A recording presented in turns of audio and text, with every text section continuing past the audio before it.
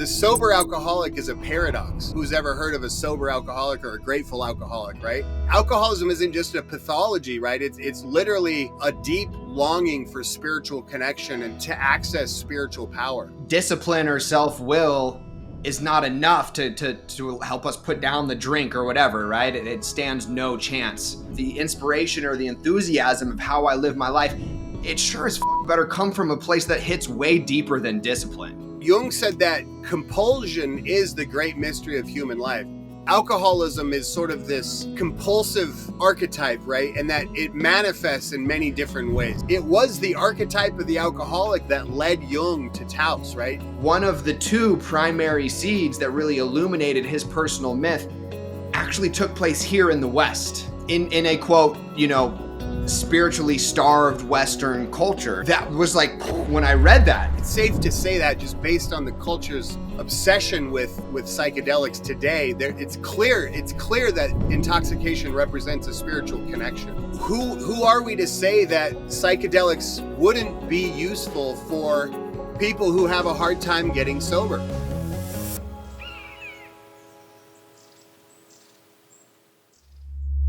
Cody Peterson, welcome to the Professional Human Podcast. So stoked that you're here. How are you, brother? What's going on? I'm doing well, man. How are you? Doing good. Been looking forward to this conversation, and we get to dig into some pretty fascinating subjects. Probably some of my favorite things to talk about. 100%. I'm super excited that you've looked at the book and you've gone through it and you're interested. Yeah. I mean, this is a dense piece of work here, and there's so many different threads that we could pull on. Thank you, by the way, for sending this for me and signing it. There's so many different threads that we could pull on for this conversation, but I think it's kind of tricky if we don't just at least set the table a little bit as far as context, right? And so one of the things that I really feel you very clearly communicate is the numinous flavor, and we can define that word if we would like, of this 12-step fellowship, which has integrated itself into Western culture at such a dire time when we're in the midst of really a spiritual crisis. Yeah, absolutely. I mean, that's really the point that I try to make in the book. It's my wife actually, I think, said this, that it's really kind of a love letter to AA and the other 12-step fellowships. Bill Wilson introduced the 12 steps much the way that Jung introduced his theories. They come in response to the spiritual crisis, as well as even just addiction in general, right? Like, it seems that these two things have sort of grown out of just the lack of, I mean, Jung calls it a lack of mythology, which I think is, I really appreciate that language. We don't have a meaningful living myth in the world today. So we try to find meaning through, other ways and other means. And usually that often looks like addiction or alcoholism. And then, on the flip side of that, though, there's a lot of meaning to be found in recovery from those things as well. Yeah. This crisis of meaning that we're all faced. And one of the things that I, tend to believe, and I think you highlighted in the book as well, is in just looking at the epidemic of addiction, here in the West, and how that potentially serves as a forcing function in order to pull people deeper into self. Now, it's obviously not just that. There's so much tragedy on the individual, family, community, collective scale. But can you speak on what that forcing function is that is found within the archetype of the alcoholic, as you've so lovingly coined? If we imagine that the self is sort of a personification or a metaphor for the unconscious, that this entity, if you will, it wants to be expressed. It wants to kind of live out its own. It's almost like it has its own goals and its own desires of expressing itself into consciousness. And it does that through two or three ways, right? One of the ways is through dreams. When we fall asleep and our ego's asleep and we dream, then those dreams are an expression of the unconscious. The other way, and similar to dreams, is the self will use myth as a means of expression, right? So myth is the collective dream of a culture or of humanity in general, whereas individual dreams are the individual's myth, right? That sounds all really kind of fun and esoteric and sort of like a fairy tale, because on the flip side of that, the other way that the self will express itself into form is through neuroses, through alcoholism, through addiction, through depression, um, through different kinds of just pathologies, really. I like what James Hollis says, that depression means to press down, and in terms of depression, typically what's happening is that the soul, the psyche, is reaching up from deep inside and sort of pulling down on consciousness, so it's giving this depressed feeling. And what that means is, like with depression or addiction or alcoholism, I've really come to understand these as functions of the higher self, right? And that it's a way that the self is trying to get our attention because it wants to express itself, and this is the way it's trying to do it. And I think it says a lot about the person who's experiencing one of these neuroses, is that they're being called to something higher. And it's a dangerous journey, right? It's the journey of the hero, and it's, a lot of people don't make it, sadly. As we know, like being in 12-step fellowships, like so many people just don't, they're unable to really get it together in time. It's such an important, thing, I guess, that the self wants to do, that it's willing to risk that collateral damage, which I'm really surprised about. I want to touch on one of the initial things that you spoke on, which is just the numinous flavor. And again, if we want to define the word numen, it comes from, Rudolf Otto, I think it's a Latin word for holy, right? This book from the early 19th century. And you actually quoted Jung. I had the exact same quote in my thesis in my grad program, which is talking about that specifically, in that, the godlike nature within pathology itself, right? And as you begin to see that, even the pathology can take on a numinous or divine flavor, right? Walking on that, the knife's razor's edge of that duality, right? And what's coming through me right now is also this connection that you've made in your book with this archaic archetype of the trickster archetype, right? And how this trickster is a messenger, sort of a bridge between the immaterial and the material, in the underworld, the descent, and also, right, this more divine reality that we have access to as well. So when you're speaking on something like alcoholism pulling somebody, or depression, the depths of their psyche, pulling them down or forcing them back up, is that connected to the trickster archetype in this way? I think so. Because the trickster to me seems like the one. It's I understand archetypes to be sort of balls of energy, I guess, in the unconscious, right? And they it seems like they each serve a function, and they also express themselves through different images, right? So the trickster is one of them. And what I've said in the book is that Jung actually said that the trickster haunts the mythology of all ages. And so in every single myth, you'll find a variation of the trickster, whether it's Satan or the trickster or clown or whatever it is. So in modern day, in our time, the trickster has really manifested through the archetype of the alcoholic. The trickster's nature is to sort of get us into trouble, right? Like, it's a great image, like for an alcoholic, right, who's continually kind of tricking himself into drinking again, right? And if I'm an alcoholic, so I'm very familiar with this. I'm a drug addict, so that but even if an alcoholic, you can see this sort of this psychological complex happen when it tricks them over and over and over. And what I say in the book is that the goal of the trickster is eventually to bring the ego or consciousness to sort of railroad the ego into a situation that it can't solve on its own willpower or through its own rationale, right? That's where the self comes in, right? Because once the ego admits defeat, as they say in the 12 steps, it surrenders, then it has to turn towards a higher power, like in step 2. We came to believe that a higher power could restore us to sanity. But the ego will never do that until it's just absolutely at its wit's end. And the trickster is the component of the psyche that drives the ego towards complete defeat or collapse. Yep.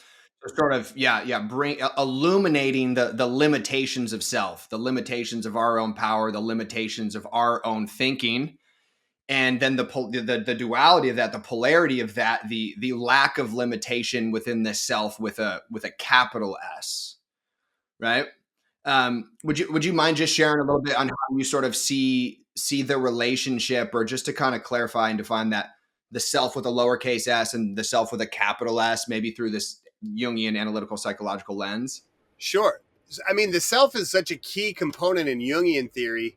It's very interesting because in 12 steps, we talk about the self as sort of a lower entity, right? Like Bill Wilson uses the word self in sort of a degrading way. Mm-hmm. Then in popular culture, often psychologists and stuff will talk about the self as this sort of higher self, right? The self with a capital S. Jung's notion of the self would encompass both of those. So it manifests in both kind of a negative form as like selfishness, self-centeredness, self-reliance, the wrong kind of self-reliance. When it's doing that, it actually does that with the purpose of making contact with the ego, so that the ego, it's really almost like a simplified version is to just say that the self wants the ego to be aware of it. The self wants the ego to recognize that it's not actually in control of the psyche, right? Mm-hmm. That there's a supraordinate sort of entity, which is called the self, that's actually running the show. Jung had taught that, right? That was kind of his sort of main, I guess, psychology or philosophy. The goal was to wake people up to the self. I find it really fascinating that Bill Wilson had also really come to understand the autonomous nature of the psyche, meaning that, because he says that we're often driven, right? We're driven by 100 forms of fear, self-loathing, self-seeking, self-pity. That sense of being driven, right? That's the autonomous psyche, right? And it's driving us probably towards some sort of debacle, so that we will wake up to the fact that we're actually being driven. So it's really a fascinating look. Wilson's it's very strange that he came up with this almost on his own in 1934, 38, 39, when he started writing the big book. Consecutively with Jung, as Jung was developing his theories, Wilson was also really playing around with the same material, I guess. And so, yeah, that's how I see that. And, it's also pretty fascinating that Wilson uses the word self to describe this autonomous psychic complex, if you will. He didn't know anything about Jungian psychology by that point, but the fact that he used the word self is quite interesting to me, for sure. That is super interesting. Yeah. And this idea that we see, obviously vast, geographical distances, and even, I think, they're decades apart, right? I believe Jung was maybe 30, 40 years older than Wilson, maybe right around there. But this unique nature of consciousness, and that how it's perhaps, on a collective scale, revealing aspects of itself, not just through one individual, right? And we see this kind of collectively throughout history, right? Whether you look at anthropology or archaeology, or these sort of symbols or geometric shapes, whatever it may be, that show up in different cultures at the same time. And perhaps that being an aspect of like the cosmology of consciousness, and how it transmits and communicates itself through the numinous, through light, through the divine, to the individual self, in a way that drives that individual to then, I don't necessarily want to say pull the collective along with it, but kind of pull the collective along with it, right? Yeah, absolutely. There's, it's as if, consciousness is sort of expanding, right? And there's a few people who are out on that edge of it that are just, and it's, it's almost as if they're just sort of going along for the ride, and they're kind of describing what they're seeing as it's happening. And certainly Wilson and Jung were among those on the edges of consciousness, right? Absolutely. And I think a lot of us are, right. We might not be famous, psychologists or philosophers, but just having these kinds of conversations is something that helps, right? Like we help to move this thing forward.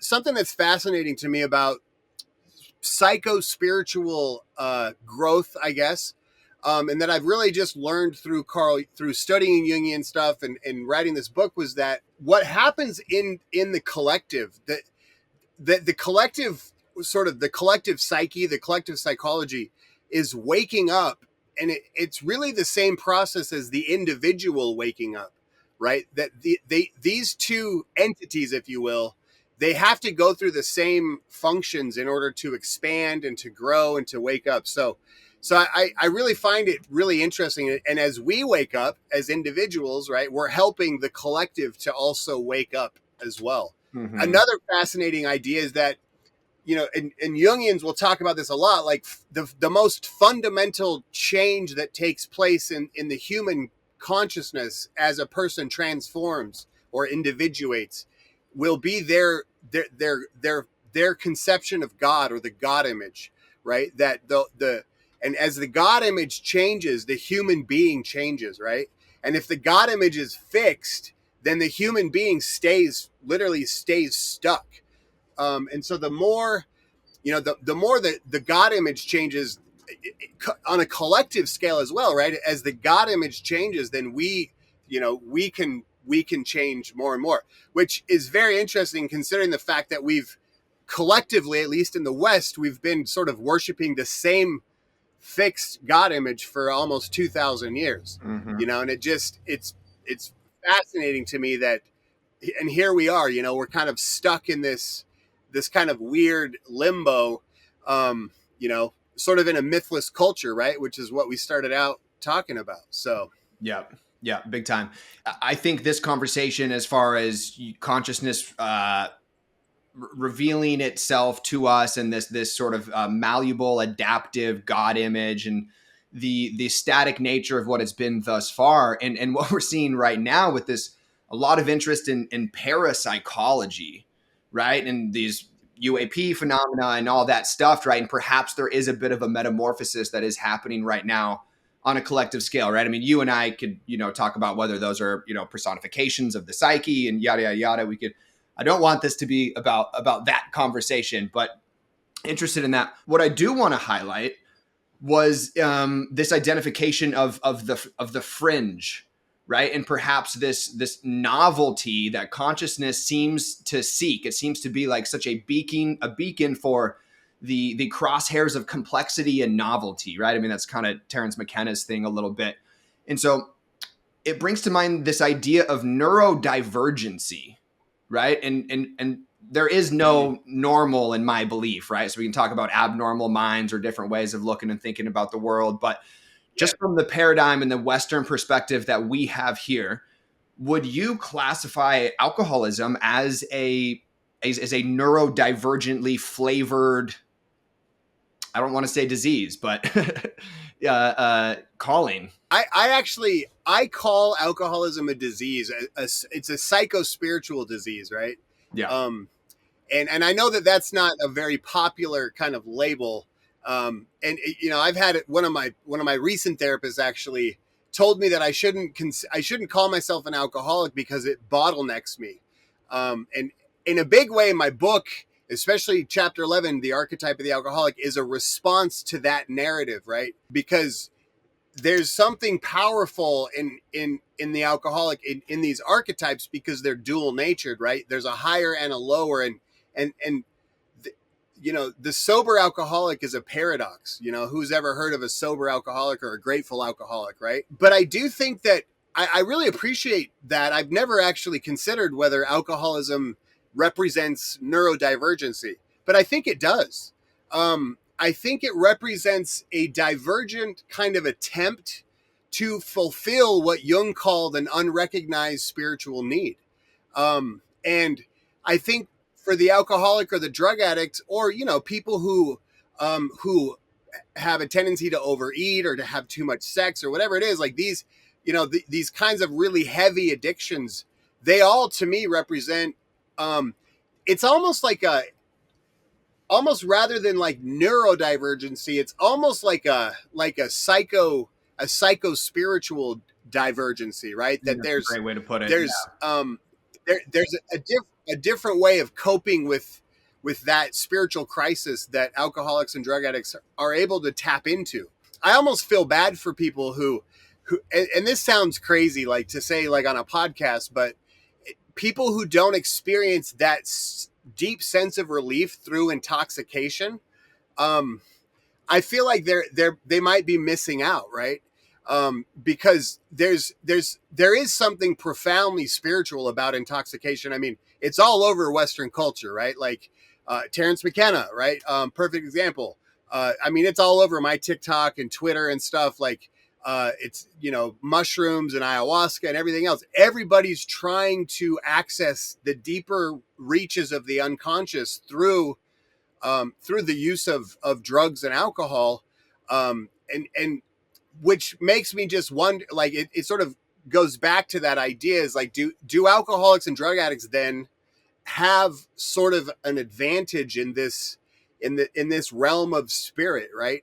It's one thing to try it on the weekend, you know, to try to, you know, maximize somebody's, you know, spiritual connection, but there's something far greater that takes place when a person is literally willing to sacrifice everything in their lives for this, you know, this thing.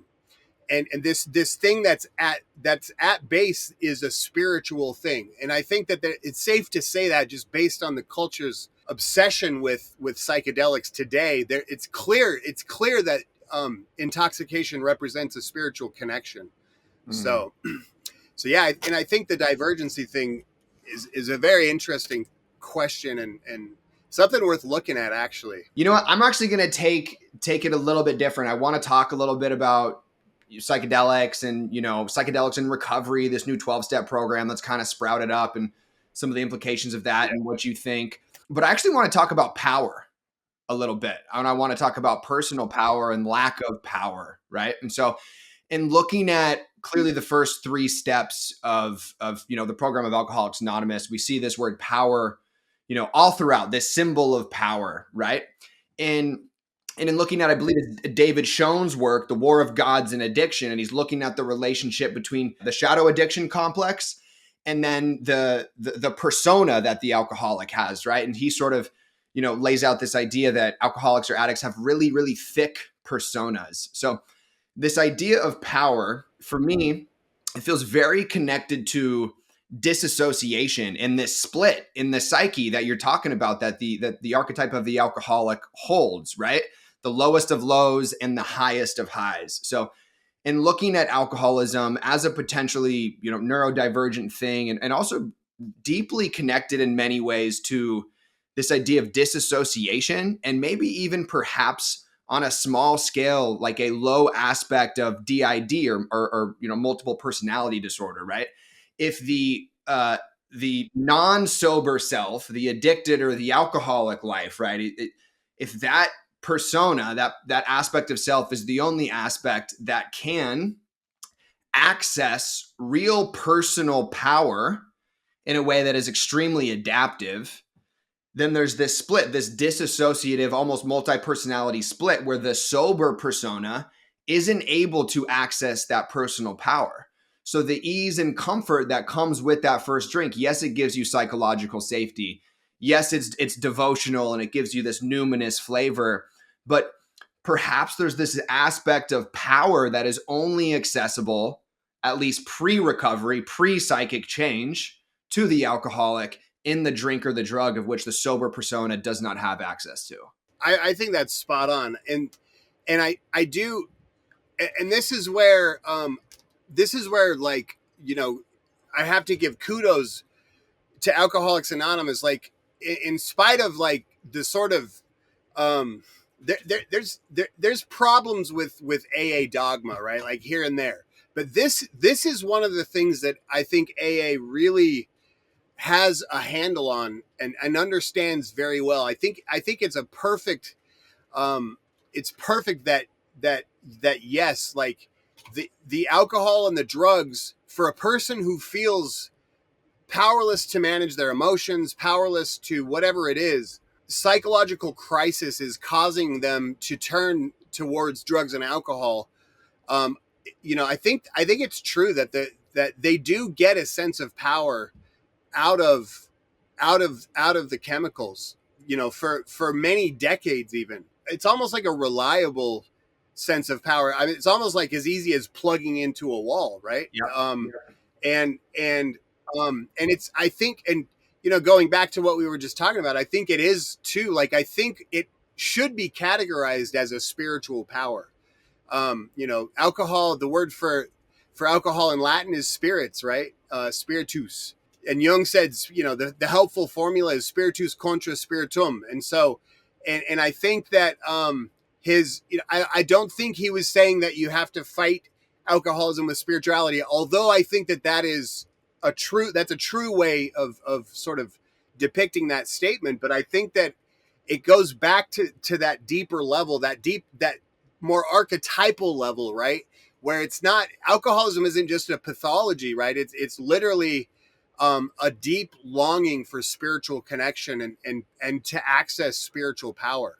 100%. Very devotional in that way. And it also highlights, well, a couple things. Yeah. It sort of explains this idea of it being like a genetic disease. It's inherited, yada, yada, meaning that it is a complex bigger than our own ego. It is an autonomous function that is born in the psycho-spiritual body and serves the exact same, the presentation is the exact same way as if it was a genetic disease, etc. Right? And this was something that your book actually really helped me clarify in my own path of recovery, right? And that in looking at the wholeness of this archetype of the alcoholic, and you've made the connections to shamanism and the ability to go into that descent, right? It is that same autonomous function that is driving us deep into the roots and into, Dante's Inferno. But it's also that same power that I think allows us to jump through like that small hoop or across that bridge, that gift of differentiation. But it's that same power that we have that helps us put our lives back together, that we use in recovery, use in our quest for wholeness. But instead of, an immediate plug into the wall for that psychological shift or, access to power, it is this sort of daily maintenance of this spiritual reprieve. Yeah, absolutely. Yeah. And and I think the word for that is, I like the word vocation as a description of that. Jung said that compulsion is the great mystery of human life, right? And so that the real power is in the unconscious, and it compels us, right? Like, it compels us to burn our lives to the ground on one hand, but then it's that same compelling force, like just what you were saying in recovery, that all of the sudden this person who didn't want anything to do with spiritual ideas is now just completely dedicated and devoted to spirituality. And that is also that the power is that compulsive element, right? It's funny because, and I say this from personal experience, like, it looks like discipline, right? Like, often people in recovery, they just look like they're highly disciplined, and they do this thing, and Wilson says we're undisciplined and we need some discipline, and I'll give him that. But I don't think that discipline is the thing that keeps us going, right? I think it's something deeper than discipline. It is that power and that compulsion. And as we discover our vocations. Absolutely. And it's the same way that discipline or self-will is not enough to help us put down the drink or whatever, right? It stands no chance. And again, I can only speak from my own experience too, right? Like, I'm not connected to the word discipline. You could look at my life and like, this is a disciplined person, but my fuel, my motivation, like that, the inspiration or the enthusiasm of how I live my life, it sure as fuck better come from a place that hits way deeper than discipline. you know. And I believe that that is something Yeah. that is unique to not necessarily the alcoholic, but maybe, you know, people who psychospiritually are more driven in a devotional sort of way, right? um yeah, there's so much Yeah. more on this aspect of the conversation I would love to get into, or that we could get into. But I want to, I guess, since we mentioned it, I would like to hear your the context of how you understand AA and alcoholism in relationship to some of these other 12-step fellowships, whether we're looking at process addictions like SLAA or eating disorders, or sorry, you know, OA, but also psychedelics in recovery, PIR. I don't know if you're familiar with the 12-step fellowship and some of the literature that we're seeing around that, you know, maps, et cetera. How do you make sense of that? So I tried to write a book that would sort of bridge the gap between Alcoholics Anonymous and all of the other 12 steps. So, and, and, and that's where the archetype of the alcoholic comes in, right? That essentially what I'm saying is that alcoholism is sort of this, it's this compulsive, archetype, right? And that it manifests in many different ways, all different kinds of addictions, different kinds of behavioral complexities, whatever. So I used to be really kind of dogmatic about this, you know, and when I would meet a new person, like in the rooms, I would want to like, you know, ask them questions and find out, are you just an alcoholic? Are you just a drug addict? Like, how do you react when you drink? Like all that stuff. And I'm not as dogmatic about that anymore. You know, I try to let the 12-step groups, you know, each group is autonomous. I let them define what the disease is for them, right? As far as psychedelics in recovery, this is really interesting. It's not just in recovery where psychedelics are making a reemergence, right? They're literally like, I mean, there's a whole contingent of Jungian analysts who are like using psychedelics now. So it's psychedelics and individuation. Mm-hmm. Um, you know, it's all over TikTok. All the famous psychologists are talking about it. And then there's that letter, you know, that Bill Wilson wrote to Carl Jung in 1961 about Abraham Hoffer and another doctor in Canada were studying the effects of psychedelics on alcoholics, you know, and seeing great success. And my perspective of this has shifted, you know, greatly in the last even 30 days. A friend of mine, Ian McCabe, he wrote a book, Carl Jung and the 12 Steps or something like that. He's a Jungian analyst guy, and he just got certified to do psychedelic, you know, sessions with clients. And he talks about the Jung letter and the Jung and Wilson correspondence about psychedelics, and he's got me rethinking it. That who are we to say that psychedelics wouldn't be useful for people who have a hard time getting sober? You know, obviously you have to be really careful with who you give the psychedelics to, because like when I was new, if you would have said, hey, come to this rehab, we're going to give you mushrooms, I'd have been like, oh, sweet. You know, give me some cigarettes, you know, I'll put on some Grateful Dead, right on. But I think that there would be certain individuals for whom psychedelics could be really beneficial in early sobriety. Now, the question of using psychedelics, I mean, in later recovery, or just, you know, maybe you're not in recovery, and the question of using psychedelics, that's like such a deeply personal question, right? That I think each person needs to really wrestle with for themselves. Like, I'm not really interested in taking that path, because I love what Jung says. You know, he says a new idea is intoxicating enough. Mm-hmm. And I agree with that at this point in my life. I would be concerned with losing the connection that I feel like I've sort of, you know, cultivated over the last 10 or 12 years. So I'm not going to go down that path. But if somebody else is interested in going down that path, I say more power to them. But I think it needs to be done very carefully. Very thoughtfully. I actually have a good friend in the 12-step fellowships who was going to therapy, and he decided to do a mushroom session, but he literally prepared for it for 1 year. And then he did it, and then basically spent the next, you know, 6 months or so unpacking the experience. So I feel like for him, that was a safe decision to make, and it was done very thoughtfully. Yeah. So It is. It's so nuanced. It's so complicated. You know, I could never give any prescription for anyone as whether that's appropriate or right for them. Right. I mean, ultimately, like making conscious choices with eyes wide open. Right. I mean, recognizing that you are potentially playing with fire. Beware of unearned wisdom.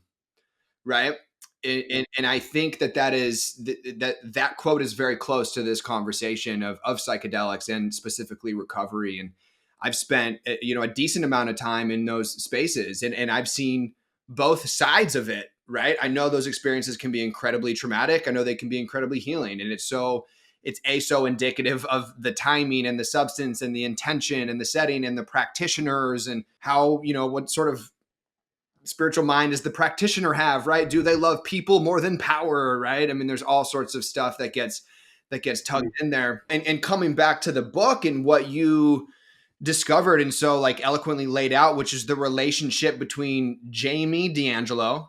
Yeah, Jaime D'Angelo. And Jung, right? And if we just specifically look at Jaime, I think it's safe to say that he was an alcoholic, right? I think it's also safe to say, considering his experience with the indigenous tribes in Northern California and his potential most likely loose of the wonder stuff, the magic stuff, the psilocybin mushroom, and that he experienced through the use of these compounds the absolute highest of the highs, these mystical experiences, right? And that delusionary nature of the split within the psyche of the alcoholic is that on like the flip end of that and coming to the abstinent, sober self, perhaps there is no real footing or anchoring of that mystical experience because of that disassociative split in the psyche, right? So it doesn't actually have root. And so it is almost more like a dream or a whisper in the night than anything that actually has form. Because so much what we need to do in this work is to create form out of the formlessness. And so if you go in there and experience true formlessness, right, complete diffusion, dissolution of self and other and are in that, but then you come out of the experience and there's no form to package and put it in, and you're not in the loving hands of a community like Jung had in his letter. There's so much that goes into it, but yeah, and you speaking on, I mean, reading his story was emotional for me.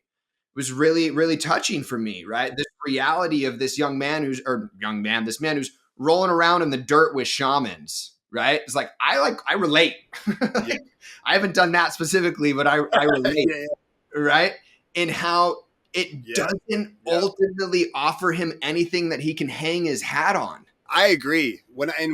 So Dr. Stephen Herman, who's in the Bay Area, he's a Jungian. He mentored me as I was writing the book, and then about a month or so into it, he said, "Hey, I wrote this essay in 2014. I want you to read it. I for some reason I feel compelled to give it to you. It might be useful." And the essay was, it was all about Jaime. And when I read it, I was blown away that how just because it's so clear that he was, and like I like to say, like one of us, right? I related to him on a very deep level. And then his son dies and he ended up getting strung out on opiates after that for 10 or 20 years. I really like what you say there, that there's no building blocks. There's nothing. It's almost like you need somewhere, if you're going to experience this stuff in this sort of numinous, formless realm, right? That when you come back out of that place, if you don't have a container that's like tried and true to hold that information, it's either going to just evaporate or it's going to get the best of you, right? Because it is dangerous. That playing with the unconscious it's a dangerous game. I mean, psychotherapists do it, sponsors do it, right? And it takes a lot of really thoughtful connection and stuff. And I think you're just exactly right. Like Jaime, he connected on this really profound level. He clearly was connected, but that he was unable to really integrate it into his life. So it's the saddest story in the world. I mean, The guy was so talented that literally Carl Jung was like, "Hey, come over. Like, I want to talk to you. I think I can learn some stuff from you," which is a really amazing compliment to a person. But then to not be able to keep a job and to pay the bills and to take care of the family, right? Like it just drips with alcoholism, and I do appreciate that you know pointing that out too. It just really kind of reminding me of that story and just the nature of that journey, right? And just how lucky that some of us are who got out of there, you know, Yeah. who found footing, as you Big said. time. Big time, right? And I think, you know, to continue pulling that a little bit, right? So we identified experience of the formless and needing to have form to put it in. But beyond having form outside of that, we need a cultural context of which we can anchor it, right? And that is absent.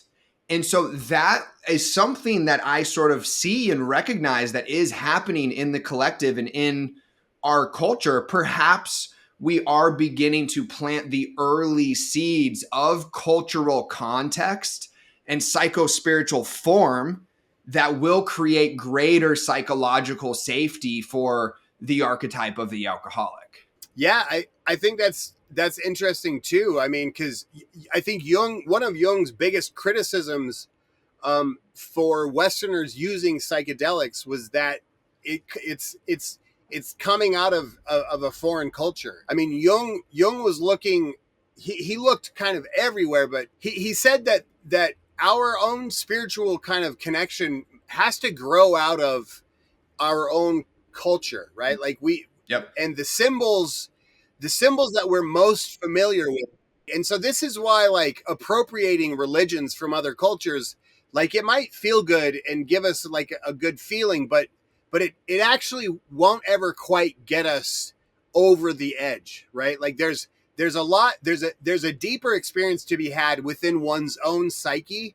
And in order to really access that experience, a person needs to basically reckon with or communicate with the symbols that exist in one's own consciousness, right? And we adopt those symbols out of our own culture. There is sort of an amalgamation happening of all these different cultures, but you know, who knows? Maybe in a few hundred years, you know, there will be a Western culture that uses magic mushrooms as part of their ceremonies, and then we can use them safely. I don't know. Yeah, no, I love the way you put that. And that was something that struck me too. And just in my own experiences, mystical experiences, experience in 12 steps, experience with psychedelics and sobriety, right? And sort of this understanding that like at a base level, my unconscious mind or most of it is Western, right? And Western, you know, every piece of Western literature can basically be traced back to Plato and the Bible, right? And so if I want to look to the depth of the seeds of my own unconscious psyche, that's one of the places that would be really fruitful for me to look, right? Because you said those symbols, that the mere sort of trajectory nature of the psyche, it latches on to the symbols of our culture and the symbols of our time. So for folks that choose to ignore that reality, I personally think that that's not the best option. Yeah, and I agree. I agree with you, and you know, and I like for me personally, like, I tried kind of everything, you know, and when I started reading Jung, so I got back into the myths of like the West, you know, and not so I'm not a Christian, I'm not a practicing Christian, I'm not Jewish. Um, I understand the Bible pretty well. I spent some time like in a Christian church, you know, looking at those stories in a new and in kind of a new way was really life changing for me. I did all the meditations and all the stuff, right? I'm pretty devoted to like spiritual practices as well. Something about really looking into my own, you know, cultural context. It almost felt like coming home in a sense, but it was like it's so it really feels easy, right? Like it's like I'm doing something that I'm sort of meant to do. Like it's like I'm finally using the right tools to build this whatever I'm trying to build. And I've found it to be just, you know, a really profound experience. And this really goes back to that spiritual crisis, right? That, and I loved what you said, because I think in the West, the preachers of our religions have become so fixated on demanding that the stories of the Bible are to be taken literally, that even if we don't believe in the stories, we still think that because they're supposed to be taken literally, we sort of don't want to even look at them. It's like, oh, that's a waste of time. That they're just fairy tales. When really they're actually, you know, very profound and meaningful stories about us. One of the insights that I've had since I published the book in November, the same images that are appearing in my dreams, these characters, those are the same characters that appear in the myths, right? And that's my connection to them. And because they represent the same archetypal energies, right? So what's taking place in the dream world now is sort of evolving into my own mythology. You know, I'm very grateful to Jung for having shown me this, you know, and it's probably jumping the gun a little. I'm going to write another book about this stuff, but it does go back to that thing, that cultural context, right? So for example, when I'm trying to figure out what these dreams mean, I turn to Western myth for sort of for the instruction manual, right? Because it's the same characters, and I find it to be highly, you know, useful and meaningful. 100%. I've been on a parallel journey myself. You know, similar flavors. Talking about sort of I think it was Jaime. You know, the reclamation of our spiritual self in the West. Part of that is the admission, acceptance, acknowledgement of the American Indians as our spiritual ancestors, right? And in a potential sort of symbiotic nature of how man in our consciousness relates to Earth, right? And perhaps the specific intelligence or communication, it's all relational, right? And so it's driven by the geography of place and space, right? And this whole Jungian, we could go all the way down that, right? But very, very struck by Jung's, I don't know if it's Jung's own admission or some of the dots that you're connecting, that one of the two primary seeds that really illuminated his personal myth actually took place here in the West, right? Here in the Americas, here in Taos, right? And in a quote, you know, spiritually starved Western culture, you know, I have no insight really as to what things were like in the 30s, or it might have been a little before that, whenever it was, but are there any like dots that you connect within that, or what do you make of that? That this sort of, he received a gift of madness, if you will, from Jaime, and then a gift of myth from I believe it was Mountain Lake as well, and that really connected the dots for him. Yeah.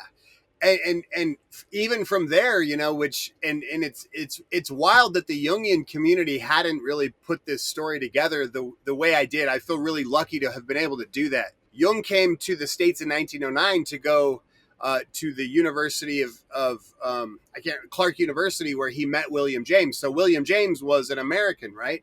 And William James is the one who really set him on a path to go digging for a spiritual connection. You know, before that, Jung was working with Freud, and he didn't really agree with a lot of Freud's ideas, but he was just kind of going along with things the way they were. And then James said, no, man, you got to find your own way. And it set him on his own path. And then, like you said, you know, 15 or 20 years later, he comes back to the United States. He meets up with Jaime. Jaime, you know, he actually calls Jaime. He's like, hey, I'm in the States. And Jaime's like, you're in the States? Like, we've got to go to Taos. You know, I'm going to make sure I can get you there. So, you know, and he said, okay. And so he took a train to the Grand Canyon, and then Jaime picked him up, and they drove across the desert to Taos. And while they were there, Jung, that he says that he was just so struck by the Puebloan myth that it really reignited that search that James had kind of set him on. And you know, a few months later, he says he discovered his own myth. I love what you said about that he sort of received this gift of madness, because Jaime was I think by that point Jaime was already really struggling with alcoholism. I think it had kind of taken a pretty dark turn. Um, there's a story that when they were in Taos, it was one morning they were having breakfast and Jaime was there with a couple of the natives and then Jung and a couple of Jung's friends. They were around a table and Jaime was just so distraught with the way Jung and his partners were talking about this myth. He took it personal. Like Jaime wanted to be an Indian himself. He would try to convince the natives that he was like the craziest and stuff. So that's kind of the type of person he was. He really tried to access this kind of ancient, like archaic, primitive kind of mindset. And so, yep. And to make a point about how disgusted he was with their perception of the way things were in Taos, Jaime took out a razor knife and slit his throat from ear to ear over the table and just kind of started bleeding all over everything. And and that happened in Taos. So it makes sense that Jung and Jaime didn't communicate much after that, right? Their relationship essentially ended. Jaime went off and copped a resentment towards Jung and actually blamed Jung for messing up his relationship with the Taos people. But it's like, bro, you slit your throat at breakfast. Like that might have done it, right? But what Jung gets from that, and also the connection is that too, that it was the archetype of the alcoholic that led Jung to Taos, right? In as much as it was manifesting through Jaime. Once again, we see this sort of deeply spiritual quest that the alcoholics are on. And to go back to what you said about the natives as being our spiritual ancestors, we can say that in the 12 steps pretty safely, in as much as Jaime led Jung to Taos, and then Jung very shortly thereafter met Roland Hazard. That's certainly a connection. And then I think that on the same token, the Jungians also need to recognize that Jung really got a lot from his communications with Mountain Lake and his trip to Taos, that they also owe their spirituality in a way to the Native Americans. And it's a way to sort of try to honor, the natives and, because with all of the horrible things that our government did to the natives and just all the destruction and everything else, it's I hope that in my book I could honor their traditions and I did my best with that information. And you did. You totally connected those dots for me as a reader. As I was reading it, like I was totally tracking that thread, and it that illuminated for me big time. Going back to this idea of the gift of madness. So the funny thing of this is that this was it was a topic for a book that I have been working on a little bit. And so I was maybe going to call it The Gift of Madness. If we look at Jung's life or his as a story, as a myth, right? In his meeting with the archetype of the alcoholic and the archetype of the trickster, really as the catalyst for what serves as the catalyst for the rest of the movie, for the rest of his story, right? I don't want to do a disservice to Jung, right? But looking at the trickster archetype as the suspender of duality, this archetype that disorients and sort of suspends the relationship between rationality and irrationality, right? The trickster as the bringer of both either creation or death, right? And I spent a long time as an actor and as a storyteller and stuff. And, it's very often in these stories that the story doesn't really begin until that trickster element has been introduced to the narrative, right? It is that friction that drives the cataclysm of growth within these two opposing forces. So that was like when I read that and like really understood that, in Jung's own life, right? One of my, dear intellectual spiritual heroes, it was this very flavor of something that I deeply identify with, right? This is that ignited something deep within the rhizome of his own psyche. Like that was just my own personal myth was illuminated as a result of that, right? Like it paints such a bigger picture within this whole narrative of that experience. And then Jung very shortly afterwards working with Roland H. and how that connected with Ebby and Bill Wilson. I thought it was so hilarious. You pointing out, Wilson's own myth making. And when he tells his personal account of starting the 12 steps, it's like just the most classic thing ever, right? But it really paints this big holistic picture. And also looking at these key figures and these like very important sort of patriarchal figures, right? I wrote my thesis on male rites of initiation.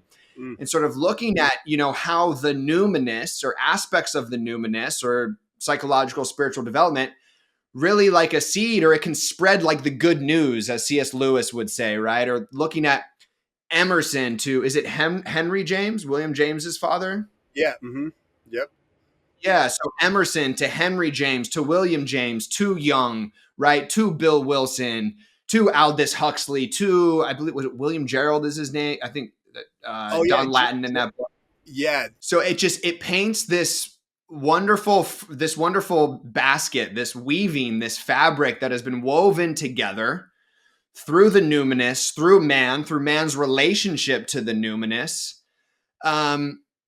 in this really fruitful way that for me, it really highlights the reality of the numinous working with and through man in order to, communicate collective truths and to pull, like I said, the collective towards some greater design or intelligence. I love that. I appreciate that because the story, I'm not a historian, right? So I knew I was sort of weaving together this legend, and I wanted it to read almost like legendary. And I've been accused by some people who they think it's like really bad scholarship or really horrible history. And I'm like, bro, I'm pretty clear in the book where I make these logical kind of leaps. But there's very few of them. So the history's there. Like this really happened. Jung went to Taos. He said that he had his own spiritual awakening in Taos. Like, that's not me. That was him. Mm-hmm. Right. So, and then obviously the connection with Roland is where it ties into the 12 steps. And I think that, I felt the same way when I stumbled on it and I started to kind of tell the story. I was like, wow, this is my story, and that's why it just like with the mushrooms and the whole thing, that's it. Right. Like, and I stated really clearly in the introduction that the point of this story is not so much to like reveal the historical facts, right? But it's more to give a narrative to this disease that I'm calling alcoholism, and to help non-alcoholics understand what the nature of that journey is, right? That it's not, we're not, alcoholics and drug addicts they're not stupid, they're not weak, they're not dumb. They know they probably shouldn't drink, right? Like, nobody had to tell me like, hey, you should quit drinking. I already knew, you know what I mean? So, but there's something deeply spiritual about that journey. And what I was trying to show was that Carl Jung, he had such an insight about alcoholism. It may be like it would be hard to disprove it, but it looks to me like Jaime was the guy who gave him all that insight, because Jaime was having these profound spiritual experiences by using psychedelic mushrooms. You kind of hinted at this idea of Jung being a little bit of a codependent, maybe a little bit of an Al-Anon, etc. And we see that in some of his relationships as he gets older, right? And some of the women in his life, etc. But I mean, simply spending time with an alcoholic of that nature, the co-regulatory reality of two nervous systems in space is going to have a very, very potent effect. And especially considering, because Jaime was such a big character too, right? So not just in terms of his alcoholism, but he was just an extremely creative person. He's sort of the grandfather of the beatnik movement. So all the beatnik poets love Jaime. He's a cult hero even today. Just a huge personality. and then Jung too is like world famous, super rich, like really, really intelligent. And so these two guys get together, right? Like it's already, there's going to be fireworks, but then you throw in, Jaime's really, really kind of raging alcoholism. There's got to be a great alchemical term for that, which this mixing, right? Like that Mm-hmm. those two energies really, they were mixing together. And I dare say what emerged out of that was literally Alcoholics Anonymous and Yeah. the 12 steps, right? The 12 steps, really. I mean, AA is only a part of that now. It's a rather small part of that tradition, but yeah. And it's just been so cool for me. I mean, I came into AA at 22 years old. I'm about to be 33. I haven't been entirely abstinent that entire time for the sake of honesty, and then in looking at, I mean, reading varieties of religious experience and getting, I went to Pacifica Graduate Institute, which is a depth-based, Jungian institute, and really like realizing like, oh, holy shit, like all of my favorite things are in the 12 steps. Like it comes from my favorite intellectual, psychological, psychospiritual roots. Yeah. And I was, I don't know, I must have been 4 or 5 years sober when I came to that realization, and I was in a little bit of discourse of, is this for me? Is it, and just like, wow, what a gift of madness, right? And being able to sort of stumble upon a real design for living that works, man. That works. Yeah, man. No, that's amazing. I'm with you.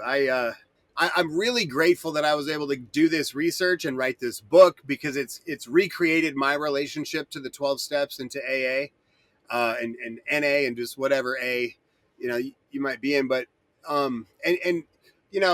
mean, there is a process of sort of growing and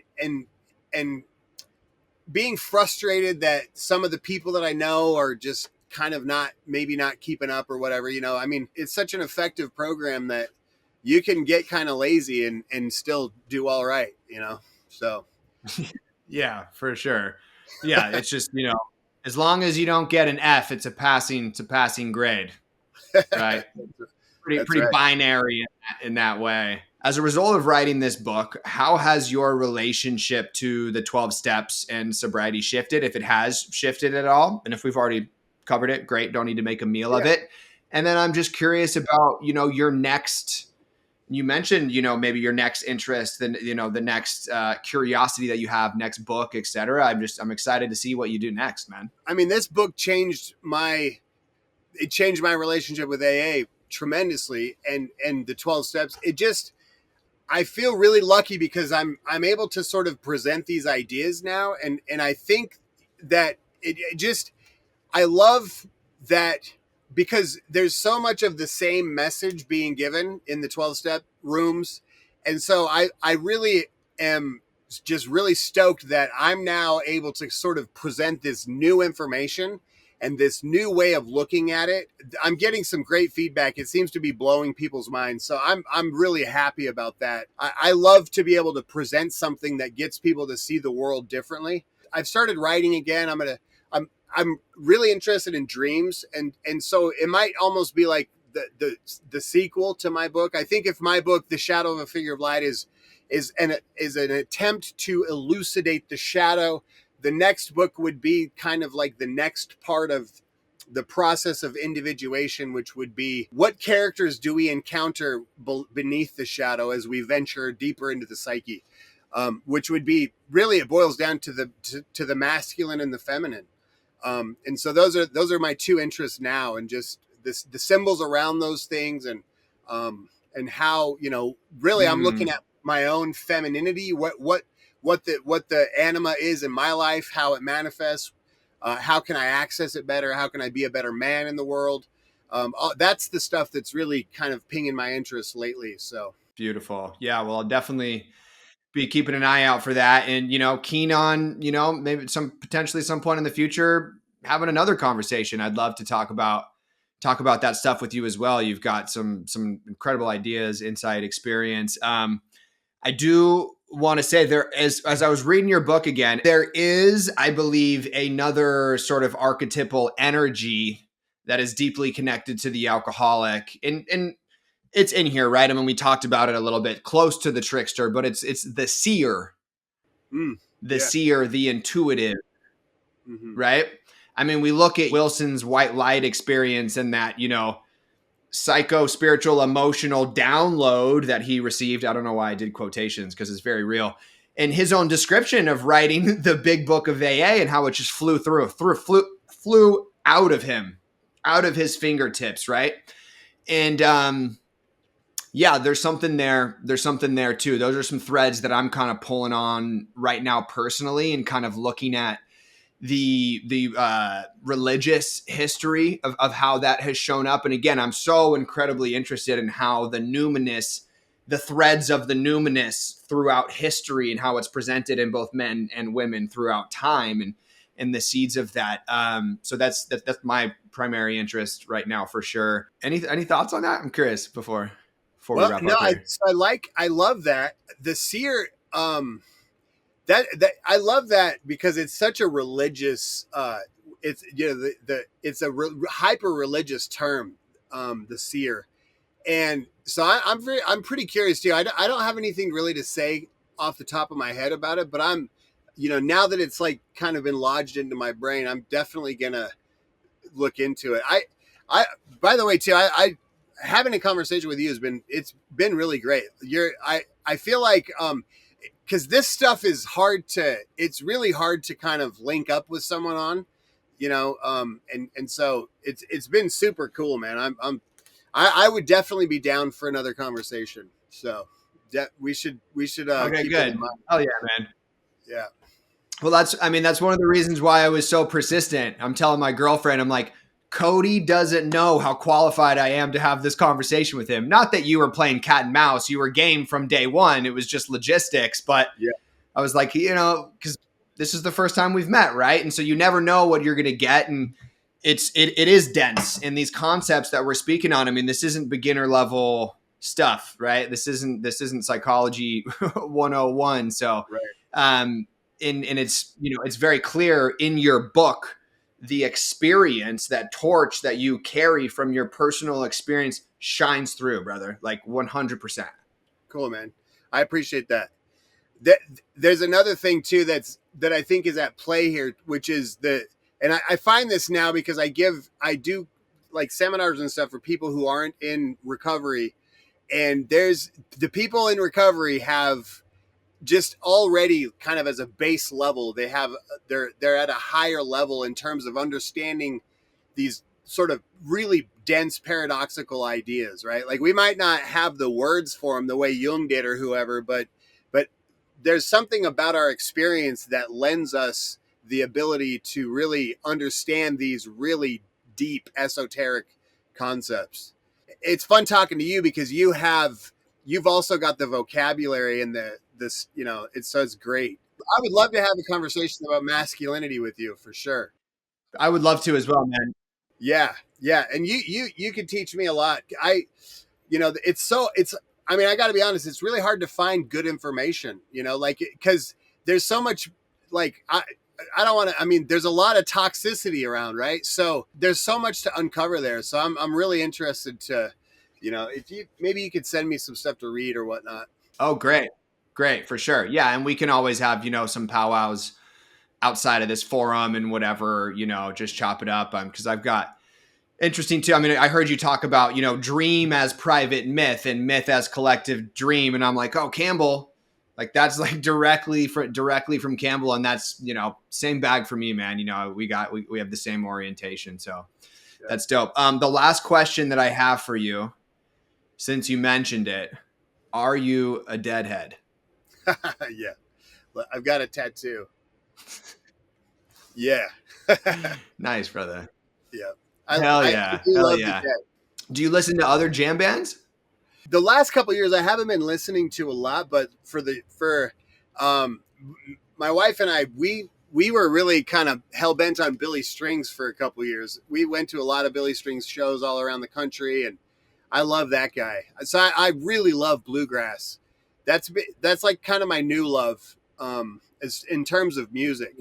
So yeah, but I like Billy because he does he does a lot of jamming and stuff, and plus he just does this just pure bluegrass that I just fucking love. Me too. Yeah, I love Billy. I mean, I grew up about 15 minutes from Red Rocks, Colorado. Oh, nice. 15, 20, 25 minutes. Yeah. So, I mean, I grew up on bluegrass, the string cheese incidents, the yonders and stuff, but Yeah. my main bag is Widespread Panic. Cool. I like Widespread. If you're familiar. Yeah, Yeah, man. That's my bag. So that's cool, dude. Good stuff, brother. Well, this was just such a pleasure, Cody. I'm so glad that we were able to get this in. As I was telling you, like my consciousness needed it. Like I felt it. It was just this recurring thing kept coming up for me. It's been super nutritious for me. Cool. Me too, dude. Yeah, I appreciate it. Good. Thanks a lot for having me.